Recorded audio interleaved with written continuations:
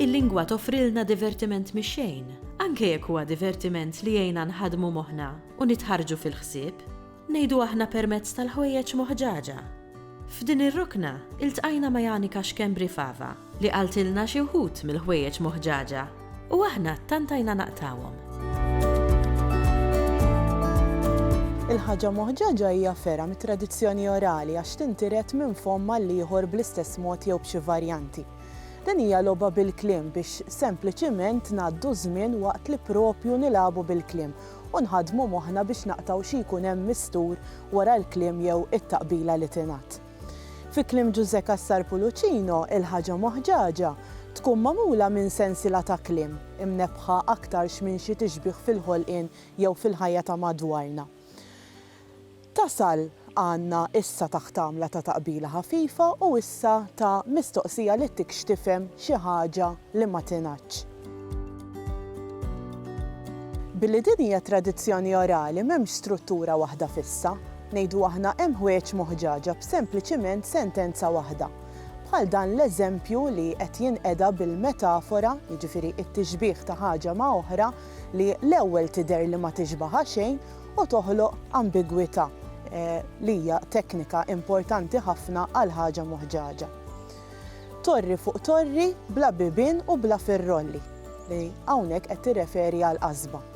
Imma mbagħad hemm oħrajn li jkunu magħmulin minn żewġ versi u ġieli aktar, kif jidher f'din il-ħaġa moħġaġa magħrufa. Imwielet minn ommu jitrabba bix-xemx jekk imiss mommu jerġa' jmut li qed tirreferi għal melħ. Lanqas kif tibdew tispiċċa l-ħaġa moħġaġa ma dejjem l-istess. Iżda l-aktar frażi komuni fil-bidu hija hawn ħaġa u normalment tispiċċa bil-frażi x'inhija jew tgħidli x'inhija kif jidher fl-eżempju ta' din il-ħaġa moħġaġa. Hawn ħaġa tħares leha, tarak u ma tkellmekx. X'inhija? U mbagħad wara ftit tħabbil il-moħħ sakemm dak li jkun ma jkunx diġà sema r-risposta qabel u ġieli jibda jilagħba li ma jafix, jasal għar-risposta li f'dal każ hija mera.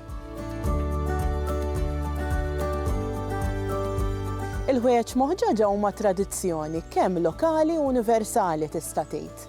Michael Spaniol fl-artiklu tiegħu Il-ħaġa moħġaġa li kiteb għar-rivista Encore jagħti diversi eżempji ta' din il-logħba tradizzjonali li nsibu kemm fil-kultura tal-qedem kif ukoll fi żmienna. Fosthom tal-film La Vita è Bella fejn Guido u uffiċjal nazzista jisfidaw lil xulxin bil-ħaġa moħġaġa. U eżempji oħrajn mill-ħrejjef folkloristiċi tagħna bħal Ix-Xieħ Mitfun Ġolar li hija mibnija fuq din il-logħba bil-kliem tradizzjonali.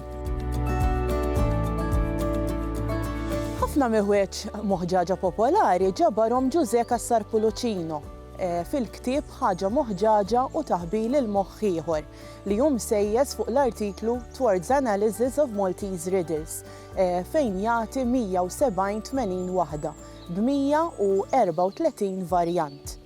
Dawn iż-żewġ xogħlijiet fihom ukoll studju dwar din il-logħba. Hemm imbagħad Guido Lanfranco li flop taqbil u ġugarelli ta' tfal Maltin jagħti xi wħud mill-ħwejjeġ moħġaġa li ma nsibux fil-kitbiet ta' Cassar-Pullicino. Dan l-aħħar Michael Spaniol ukoll ġabar xi ħwejjeġ moħġaġa fuq il-paġna tiegħu kelma kelma li huma mibnijin fuq id-doppju sens li għalkemm dan huwa aspett li jidher sew fil-ħaġa moħġaġa bħalma naraw f'ħafna minn ferat oħra ta' tradizzjoni orali, normalment kienu jitħallew barra mill-ġabriet li semmejna. Ngħidu aħna dan l-eżempju. Jidħol xott, joħroġ imxarrab. Jidħol iebes, joħroġ artab li qed tirreferi għal laġin fil-misħun jew il-biskuttelli li tbil fit-te.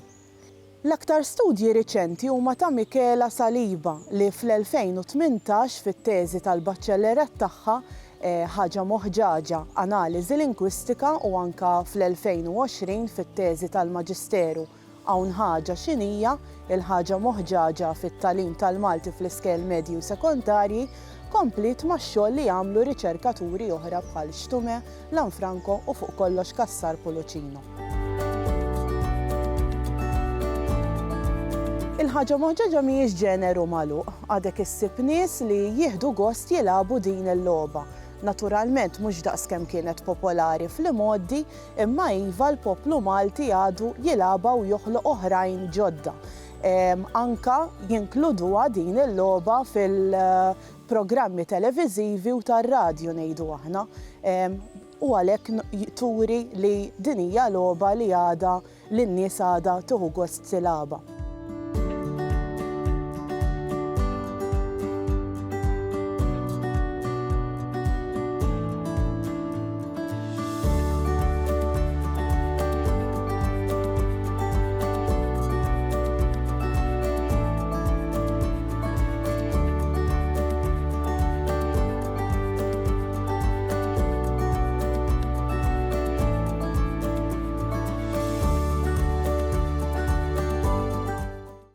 Il-Sinna jixtieq jirringrazzja lill-Kunsill Nazzjonali tal-Ilsien Malti u lid-Dipartiment tal-Malti fil-Fakultà tal-Arti l-Università.